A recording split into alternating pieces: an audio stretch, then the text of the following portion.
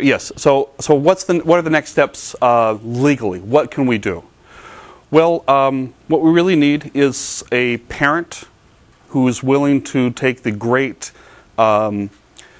potential persecution, potential social problems within their community by being a plaintiff in a suit about this. We need to have a parent who has a child in a science classroom where the teacher had said something overtly creationist, brought up the Bible in talking about evolution, something that's really a clear misuse of the classroom, and then has justified that by saying, well, the bill gives me cover to do that. The bill gives me permission. So that would be the sort of case that at some point will go forward. So they have to wait until it's implemented. Yeah. So somebody's actually injured before they can bring it to the court, and then it's got to work its way through the court system. With appeal after appeal. 4 or 5 years of teaching creationism. Oh, that's right, and that's why these bills are so bad. Even though these bills are overtly wrong in the scientific sense and pedagogically, it will still take many, many years to get them off the books. They have carefully crafted these bills to not be subject to what they call facial challenges. The lawyers talk about facial challenges as one class and then as applied challenges as another. So if something has creation science in it, as some of those bills did, then it could be challengeable on its face. On its face, this is unconstitutional. But that's not how these bills are. These bills are more subtle than that. And they'll have to be brought forth in as-applied challenges. That in other words, a teacher was applying this bill to do something unconstitutional, and that's the basis of the lawsuit. And now that these are getting more press, now that people are knowing about this, I think a lot of people in Louisiana don't even know. And some of you have teenagers taking biology classes, and you say, "Hey, what did you learn in class today?" "Nothing." Yeah, exactly. So there's often not a lot of communication. Sometimes you kind of got to look at the homework and say, "Oh, now what's this?" That may be how it actually comes about. The idea that there are no creationist teachers teaching creationism in biology classes in Tennessee or Louisiana is absurd. We know about 1 out of 8 high school biology teachers actively teaches creationism in his or her science classroom. That's nationally. So it's in some areas going to be even higher. But 1 out of 8. There are thousands of classrooms in which this is happening. We really only need the one plaintiff. Yeah. Oh, related to that, there's a high school student named Zach Cox. Oh, yeah. Sued. What's the status of his lawsuit for current creation? Well, he didn't sue. What he did was he encouraged a member of the legislature in Louisiana to bring forth a bill to overturn the 2008 bill. And that got a little bit of traction, got a little bit of media attention. It didn't follow through, but that can be done year after year. At some point, there will be enough people in the legislature to realize this is something we want to do. Yeah. That's an interesting question. Would there be a science teacher who would be willing to bring forth something that would be objectionable to the creationists who would then sue? I ain't no lawyer, but I think the way this is worded, no, because these bills are so permissive in that they allow teachers to do things, but they don't forbid teachers. What you're kind of talking about would be a pro-science teacher who would teach evolution in such a way that a creationist parent would sue. And I don't think that's really what these bills would bring out. Started teaching Hinduism or something like that. That could be interesting. Well, because we now know Scientology could become part of it in Indiana. Don't forget the Mormons. Yeah. Well, there could be interesting aspects here, but ideally, what we'd want for a suit that would overturn the idea of these academic freedom bills would be something very clearly where a teacher used this to bring clear creationism into the classroom, which I'm sure will be just happening more and more as word about these bills get around. Other questions? Yeah. You may have answered this, but I'm wondering how much this is being applied in Louisiana so far. You mentioned 1 out of 8. Yeah. So approximately 1 out of 8 teachers is overtly teaching creationism? No. Yeah, 1 out of 8 high school biology teachers. I suspect with the way that these bills are put out, part of the problem in our legal system is that there's no memo that goes around with a new bill like this. You sort of have to hear about changes word of mouth. So I would suspect that in Tennessee there are a number of pro-creationist teachers who are just sort of hearing word of mouth saying, hey, there's a new law. You can now bring in all these other materials if you want because you have legal protection. That could be sort of how it's filtering out. It's a good question. Are there school administrators who are pushing this on to teachers? Well, It often happens that school administrators are not as supportive of teachers as you might imagine they would be. I mean, you would think a responsible school administrator would know the law and would try and protect teachers from parents who were criticizing, who were, parents who were threatening to pull their kids from the school because evolution was being taught. And I'm constantly disappointed in that group of administrators that they're not more supportive of science and more supportive of the teachers. There seems to be a lot of fear of offending the community, and that seems to take precedence even over legal and constitutional issues. So that's a good question. Could parents, with the teachers, the 7 out of 8 who are teaching real science in science classrooms, could they press the issue based on this? I think they can certainly press it now, and they do. We hear all the time from teachers who, in a parent conference, in an email, in a phone call, will hear from an irate parent who is demanding that this teacher bring in the controversy about evolution and just not teach it as it is in the textbook or in the state curriculum. We hear that all the time. And so that's something that could happen with this bill, certainly even more so in Tennessee. So I imagine this will be a bill that will augment the amount of this happening throughout the country. We definitely work with Americans United and the ACLU on these issues, consult with them. And as somebody was mentioning earlier, NCSE, we can't afford legal counsel. So we're not, and we don't have standing. Really you need to be a local person where this is affected to bring suit. So what our role is much more in advisement and in a lot of cases just moral support. I mean, moral support is a lot of what I help bring to teachers and parents when they're facing these issues, is telling them, yeah, you actually are in the right on this. You're in the right legally and constitutionally, and give you the support to press forward with this.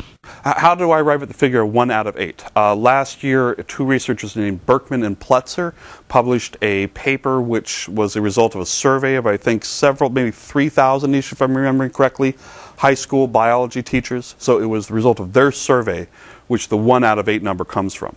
So these are people who returned the survey and said, yes, I use my science classroom to teach creationism. And even more disturbing in this Berkman and Pletzer study, they've actually done a number of studies. They wrote a great book about this. These 2 researchers are very much into this issue. Even more disturbing was the fact that 60% of the high school biology teachers said they felt reservation, they felt caution about teaching evolution. And rightly so. I mean, considering the kind of pushback you can get from parents, from administrators, from students. You don't want to create a hostile situation when you live in a town of 2,000 people and everybody knows everybody else. There's a great, and rightly so, fear socially of how this is going to affect things.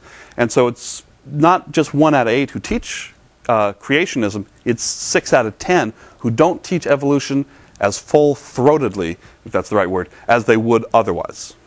You're mentioning how this dichotomous nature, this good versus evil thinking has really gotten into the roots of the states, and I think it's certainly part of the problem of this black and white thinking. Science and education, I think, can go a long ways towards graying that a little bit, making things not seem so either or. Science makes you think about, well, could it be this that's screwing up the experiment, or could it be that? Or could it be that thing I haven't thought of yet? I should really think about what that third option is. I think the way you do science sort of trains you to expect that there's something else besides the things that you know, and you're not getting it. And that's the sort of thing that goes through the science student's mind in learning science. What are you missing? And that's, I think, a very important lesson that cuts across all disciplines. Yeah, it's a good question. Are these other alternatives to public schools, such as private schools, such as homeschooling, are they beyond the reach of the law? And in a lot of ways, yeah. I mean, we can't go in and tell a private school how to run their business, and we certainly can't go into somebody's kitchen and tell them how to educate their kids in the homeschooling environment. In terms of what we do, we're really limited to the public sphere, which means that the public schools are an extension of government, which means they have to follow the Constitution, which means the First Amendment applies. So it sort of comes through that chain. That chain is broken with a private situation. Ironically, though, something that this is one of those funny ironies. If you want to get a really good education in evolutionary biology at the high school level, Catholic schools are probably your best bet. They're going to have better labs, better textbooks, a lot more going on, and are going to present it in a very straightforward manner. This is not universal, of course, but compared to Berkeley Public High is right down the way. There's a lot of problems at high schools, and quality of science education ain't even near the list in what's going on in the problems in American public high schools. That's a good question. Is there a legal definition of science? And then you said, well, I'm not aware of a definition of what religion is. Probably the closest you could come to a legal definition of science would be come from the McLean case in 1982, in which there was much discussion about the nature of science and what constitutes science and non-science. And the judge came up with a list of, I think, 5 main points on this: testability, disprovability. And ever since then, philosophers of science have gone crazy over parsing that definition and how good it was or how bad it was. And so basically, I think you could look at the discussion among philosophers of science and say that there is no definition of science that everyone agrees on. There's no demarcation of science from non-science that everyone agrees on. I mean, you could, falsifiability is one that's was proposed a lot by Karl Popper. And you could immediately point out, well, what about the ark thing? That's an idea, that's a hypothesis. I can show that's falsified, or falsified that there was a Noah's flood. Does that then mean that the hypothesis of Noah's flood was scientific? So you can see there's a little bit of problem there. That's not somewhere we even remotely go near. I just sort of read that stuff tangentially. So I would say that, to the best of my knowledge, there's no accepted legal definition of science or religion. But the fact is, a lot of people who are religious also accept evolution. It's not this black and white thing of that all those who go to church every Sunday also reject Darwin, and that's just not the case at all. It's a much smaller fraction of the religious community who find problems with evolution that they want to correct with the Creation Museum. That's a relatively small, vocal, and well-funded group, and most people don't have any problem with science itself. They realize science is its own thing, and whatever they get from religion is a separate realm for them. So it doesn't surprise me that the Catholic schools have, in general, such a positive take towards sciences. Yeah, well, this idea of this dichotomy within Catholicism on this, was it Thoreau who said, I contradict myself, so what? Sometimes, life is messy, and I can't purport to make any claim to sort that all out. Well, that's a good question. What groups fund creationist outfits? If you wish, you can go to the Answers in Genesis website right now and buy a plank on the new Noah's Ark. In fact, I wonder if we shouldn't gather together a pool and buy one and put Sir Richard Dawkins' name on it. But no, that's probably a bad idea. But it would be funny when they say, wait a second, that's not right. It must be somebody else. A lot of it is through individual donation. To some chagrin, we know that the Discovery Institute in Seattle receives part of its funding for its transportation side, not its creationism side. But it's still the same organization, receives funding from the Gates Foundation. That's sort of a weirdness. Anyway, a lot of it is just individual donations, and they do it very well. I hear that the Creation Museum is very profitable. So to the best of my understanding, I don't really know. There certainly is a range of creationism. It's, again, not a black or white thing. There's really a spectrum. And some on the creationists, there are actually people who hold that the earth is flat. There are still flat earthers, believe it or not. And they point to things in the Bible as their support for this. And there are people more in the middle and people more on the side. So it's really a spectrum of this, rather than a black or white division between science and creationism. There's certainly a blend in the middle where people are doing both to some extent. Yeah. Yes. So where the climate issue fits in regard to creationism is that, as you can see in a lot of these bills, they have this list of 4 things: biological evolution, origins of life, global warming, and human cloning. So they put climate change in there in these academic freedom bills as part of the things teachers are supposed to bring out for special scrutiny. This is one of the ways, at least to my eye, in Louisiana and that sort of language, that maybe said, hey, They're trying to link these. I mean, climate change and evolution are the only two real things that students might study in that list. They're not really going to study, sulfide mineral alignment of proteins, as we would for origins of life studies. They're not going to get into that. That's just not taught in high school. And they're not going to talk about human cloning because, I mean, it doesn't exist. What's there to talk about? So, although many people say the human cloning thing is kind of code word for stem cells research, right? But I don't know. I mean, judging from what I've seen, maybe they're creationists who think there are evil labs somewhere, in Berkeley, California, maybe, where there are human beings being grown in glass jars. I mean, I don't know what they think. Maybe they really do think global warming, human cloning. Yeah. So, but what we do see is a lot of evangelical linking to climate change not being possible because of the Bible. There was a guy named Shimkus who a few years back in a congressional hearing basically just came out and just said, well, climate change can't be real. Remember the promise at the end of the flood? I'll never destroy the earth again. That's what God said. So I don't believe, no matter what these scientists say, that the earth is getting warmer. I mean, it was out there that dramatically. Yeah. Shimkus, by the way, is now the head in the House of the Committee on the Environment.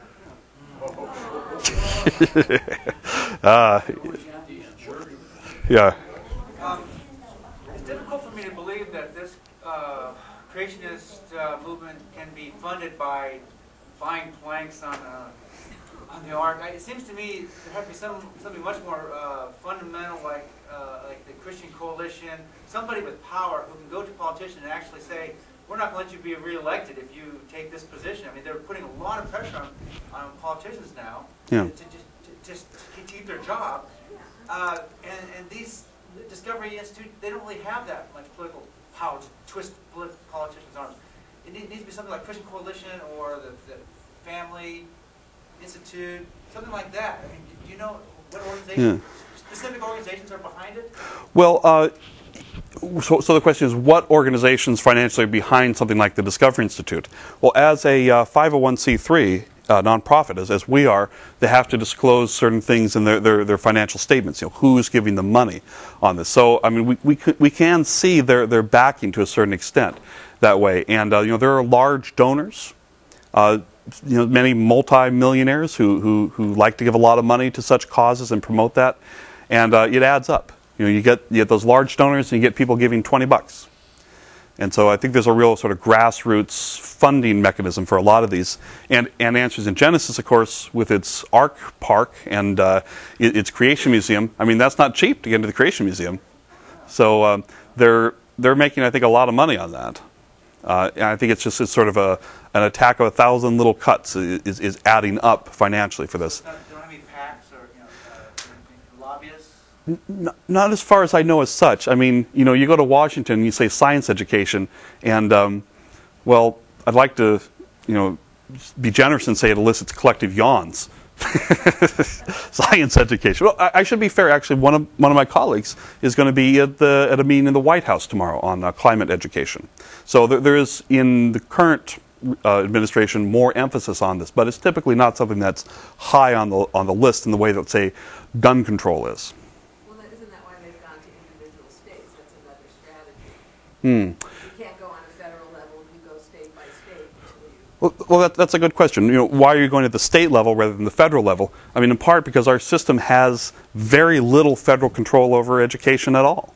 Very little funding over education at all. It's all broken down to the local level, to the states. And, the president doesn't control the economy. The president doesn't control the price of gas. He doesn't control what's taught in high schools. That's all a local thing. And that's just the way our federalist system is worked out. Question back there. Okay? Oh, yeah. Yeah, I was going to ask if a lot of medical pseudoscience is covered in schools, stuff like homeopathy, and have you guys had to deal with that at all?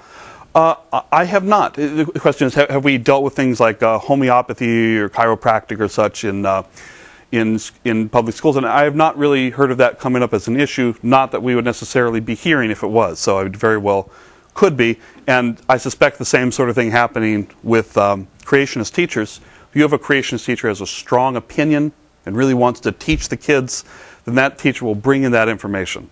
And the classroom door is closed. Nobody knows about it. You ask your kid about it. You know, how was class today? Fine. So that's more likely in Louisiana and now Tennessee because they're more open to do that. Yeah, they might become more brazen about it in Louisiana and Tennessee now that this law, and be more open about it, which could, ultimately lead us down the path towards some legal action, which, cross our fingers would go the right way. All right. Yes. One more. Would you comment a little bit, not just on the influence on teachers, but how these groups are tending to influence the publication of textbooks? Huh. I understand that one of the primary forces is the Texas Board of Education Yeah. in sort of censoring textbooks to be correct according to their... Quite so. So the question is, how have these groups been influencing textbooks, especially in places such as Texas? Well, NCSC was very involved with the shenanigans in Texas in 2009 and trying to, when they revised their science standards, promote a quality science set of standards, which, there were some victories and there were some defeats in that. Texas, being such a huge part of the market, dictates a lot of what the content in textbooks must be or may not be.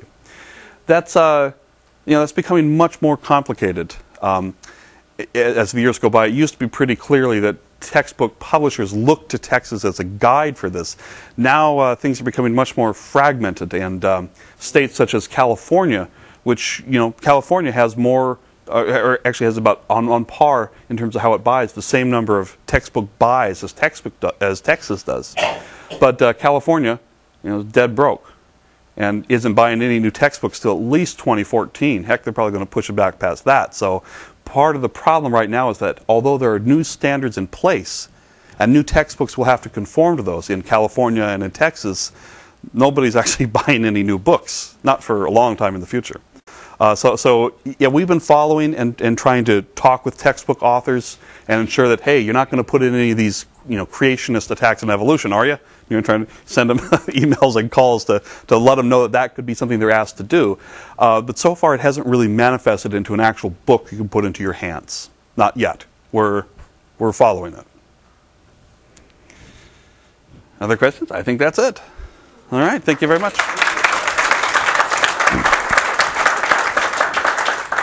Good.